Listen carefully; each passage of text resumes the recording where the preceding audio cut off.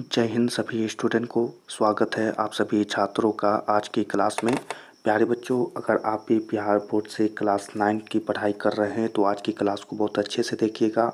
देख लें आज की क्लास में original question paper monthly examination December 2024 देख लें, विषय कोड देख लें और साइंस जो आपका विषय है उसका ओरिजिनल क्वेश्चन पेपर है, यानी कि आपके परीक्षा में यही क्वेश्चन सब आने वाला है। तो अभी आपके सब पास समय है तो एक एक क्वेश्चन को जल्दी से याद करा देते हैं सभी बच्चों को। चलिए क्लास को शुरू करते हैं।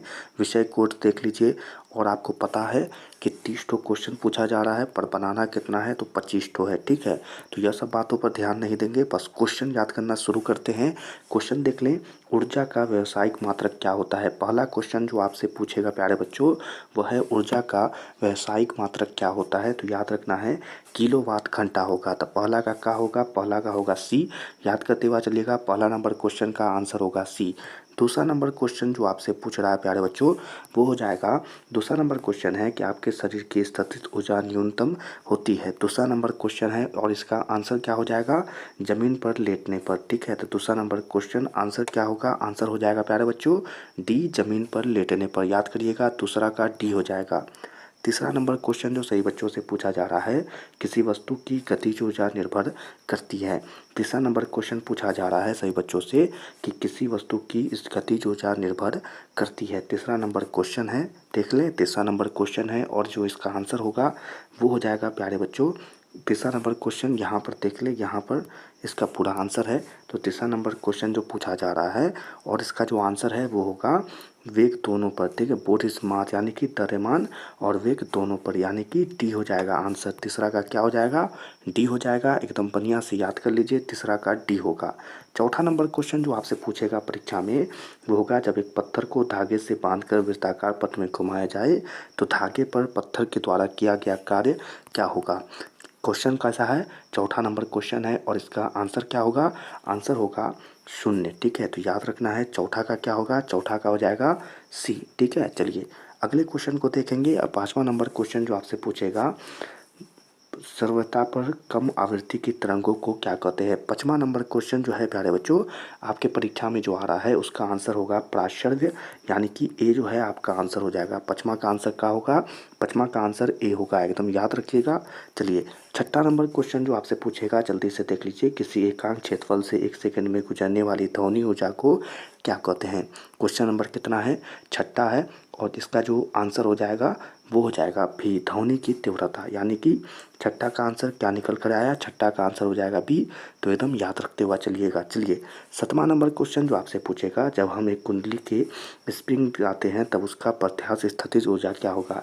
सातवां नंबर क्वेश्चन है, ध्यान दीजिएगा, सातवां नंबर क्वेश्चन है और आंसर होगा बढ़ेगी। ठीक है, तो याद रखना है सातवां नंबर क्वेश्चन है और आंसर क्या होगा, बढ़ेगी। चलिए आठवां नंबर क्वेश्चन जल्दी से बता देते हैं। आठवां नंबर क्वेश्चन आपसे पूछेगा 30 kHz की तरंग को क्या कहते हैं। ठीक है, ठीक है, 30 kHz ध्वनि तरंग को क्या कहते हैं, आठवां नंबर क्वेश्चन है और इसका जो आंसर होगा वो होगा अवसर्व, यानी कि आठवां का याद रखना है, आठवां का ए होगा। एकदम अच्छे से याद कर लीजिए, आठवां नंबर क्वेश्चन का ए आंसर है। ठीक है, चलिए नौवां नंबर क्वेश्चन जो आप जब पूछे होगा, छत पर दौड़ते हुए बालक में होती है। नौवां नंबर क्वेश्चन जो है और आज का जो आंसर जो है वो हो जाएगा स्थितिज ऊर्जा एवं गतिज ऊर्जा, यानी कि नौवां का क्या होगा, सी होगा। तो याद रखना है नौवां का सी होगा। चलिए 10वां नंबर क्वेश्चन जो आपसे पूछेगा, निम्नलिखित में से किसका मात्रक वाट है, किसका मात्रक वाट है। 10वां नंबर क्वेश्चन और जो इसका आंसर जो हो जाएगा वो हो जाएगा प्यारे बच्चों शक्ति। ठीक है, तो यहाँ पर सी याद रखना है, 10वां नंबर क्वेश्चन का आंसर होगा सी, तो याद रखना है। ठीक है, चलिए 11वां नंबर क्वेश्चन जो यहाँ पर आपसे पूछेगा, CaSO4 में कैल्शियम की संयोजकता क्या होगी।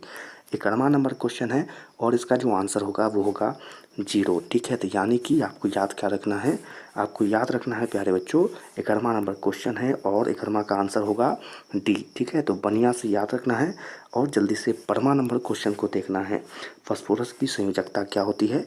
12वां नंबर क्वेश्चन है और इसका आंसर जो हो जाएगा वो हो जाएगा 1, यानी कि 12वां का जो आंसर होगा वो होगा ए वाला। ठीक है, तो 12वां का ए होगा। 13वां नंबर क्वेश्चन देखेंगे तो निम्नलिखित में कौन कोबाल्ट का सही संकेत है।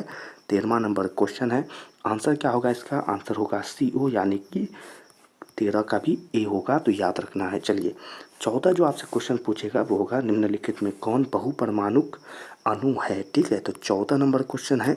आंसर क्या होगा इसका? आंसर होगा CnO2। ठीक है, तो 14 का आंसर निकलेगा तो सी निकलेगा, तो बढ़िया से याद रख लीजिएगा। ठीक है, 15 नंबर क्वेश्चन जो आपसे पूछेगा CO का मोलर द्रव्यमान क्या होगा, तो देख ले 15 नंबर क्वेश्चन जो रहेगा ना उसका जो आंसर होगा ना वो होगा सी हो जाएगा। ठीक है, तो 15 का जो सी हो जाएगा 28 AMU, तो आपको याद रखना है 15 का सी होगा। ठीक है, चलिए 16 नंबर क्वेश्चन जो आपसे पूछेगा बेकिंग पाउडर का अनुसूत्र बताइए, यानी कि 16 नंबर क्वेश्चन जो रहेगा ना उसका जो आंसर है वो हो जाएगा CnHCO3। तो याद रखिएगा 16 का क्या होगा?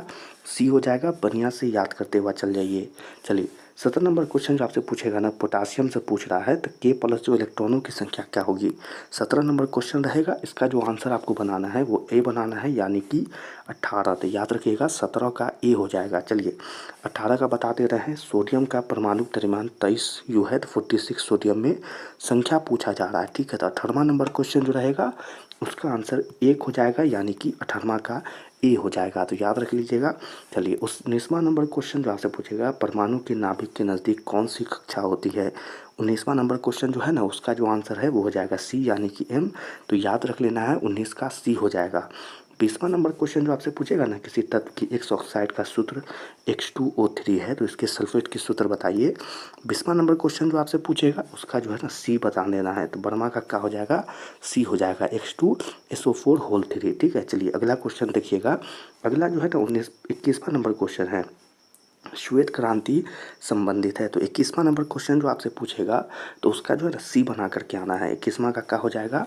सी हो जाएगा दूध उत्पादन से। ठीक है, चलिए 22 का बता देते हैं। 22 का जो है यहाँ पर निम्न में से खरीफ फसल है, तो 22 नंबर क्वेश्चन और इसका जो आंसर बनाकर आना है वो हो जाएगा सी, यानी कि धान हो जाएगा। 22 का क्या हो जाएगा? सी हो जाएगा। 23 नंबर क्वेश्चन जो आपसे पूछेगा ना पौधों की वृद्धि एवं विकास हेतु कितनी पोषकों की आवश्यकता होती है, तो इसका जो आंसर बनाना है ना आपको 23 का उसका ही बनाना है सी, तो आपको याद रखेंगे सी, यानी कि 13। ठीक है, चलिए 24 नंबर क्वेश्चन जो आपके सामने आएगा प्राकृतिक उर्वरक का निर्माण होता है, तो 24 जो है ना उसका जो आंसर बना करके आना है आपको, उसका भी सी बना दीजिएगा सूक्ष्म द्वारा। ठीक है, सूक्ष्म जीवों द्वारा, सूक्ष्म जीवों द्वारा। ठीक है, तो 24 का सी हो जाएगा। और 25 का जल्दी से बता देते हैं। 25वां नंबर क्वेश्चन जो है 240 किसका समान उदाहरण है, तो 25वां नंबर क्वेश्चन जो आपसे पूछेगा ना उसका आंसर बना करके आना है आपको ए। ठीक है, तो 25 का ए हो जाएगा, यानी कि दीजिए। ठीक है, तो यहाँ पर कुंजी दिखा जा रहा है, यहाँ पर पार्टनर पॉइंट ठीक ऐसा करके कुछ का सामूधार है। ठीक है, आपको याद रखना है 25 का क्या हो जाएगा? ए हो जाएगा। ठीक है, चलिए 26 नंबर क्वेश्चन जो आपके सामने आएगा, तो निम्न में कौन भारतीय नस्ल की गाय है, तो 26 नंबर क्वेश्चन जो आपसे पूछेगा उसका जो आंसर बना के आना है वो हो जाएगा ए, तो आपको याद रखना है 26 का क्या होगा? ए हो जाएगा। ठीक है, चलिए 27वां नंबर क्वेश्चन जो आपसे पूछेगा ना नेशनल डेयरी रिसर्च इंस्टीट्यूट किस देश के राज्य में स्थित है, तो 27वां नंबर क्वेश्चन जो आपसे पूछेगा उसका ही बना करके आना है सी, तो याद रख लीजिएगा 27 का सी हो जाएगा। 28 नंबर क्वेश्चन जो है यहाँ पर पशुधनों में क्षय रोग निम्न में से किसके कारण होते हैं, 28 नंबर क्वेश्चन है और इसका आंसर जो है वो हो जाएगा सी, तो याद रख लीजिएगा 28 का सी हो जाएगा। 29वां नंबर क्वेश्चन देख लें जल्दी से, निम्न में कौन एनसी होता है, तो 29वां नंबर क्वेश्चन ऐसे ही याद रख लें कि 29वां नंबर क्वेश्चन का आंसर जो है वो हो जाएगा ए, यानी कि मधु हो जाएगा। 29 का ए हो जाएगा। और 30वां नंबर क्वेश्चन जो पूछे हमारे देश में पाई जाने वाली भैंस की प्रजाति है, तो 30वां नंबर क्वेश्चन का जो आंसर पूछेगा ए बना दीजिएगा साहिवाल। ठीक है, तो 30वां नंबर क्वेश्चन का क्या हो जाएगा? ए हो जाएगा। चलिए 30 को क्वेश्चन था, सभी का सही आंसर बता दिए हैं। बढ़िया से याद करिए और अच्छे से जाकर एग्ज़ाम दे करके आइए। एक एक क्वेश्चन को सही बना करके आइएगा, मंथली एग्ज़ाम है, अच्छे से दे करके आइएगा। ठीक है, चलिए इसी प्रकार से आपको जल्दी से हम क्वेश्चन प्रोवाइड कराएंगे, इसके लिए जल्दी से चैनल को सब्सक्राइब कर दीजिए और आज की इस क्लास को जल्दी से लाइक कर दीजिए। ठीक है, चलिए क्लास को यहीं पर समाप्त करते हैं। सभी छात्रों से मिलेंगे अगली क्लास में, तब तक के लिए आप सभी छात्रों को जय हिंद।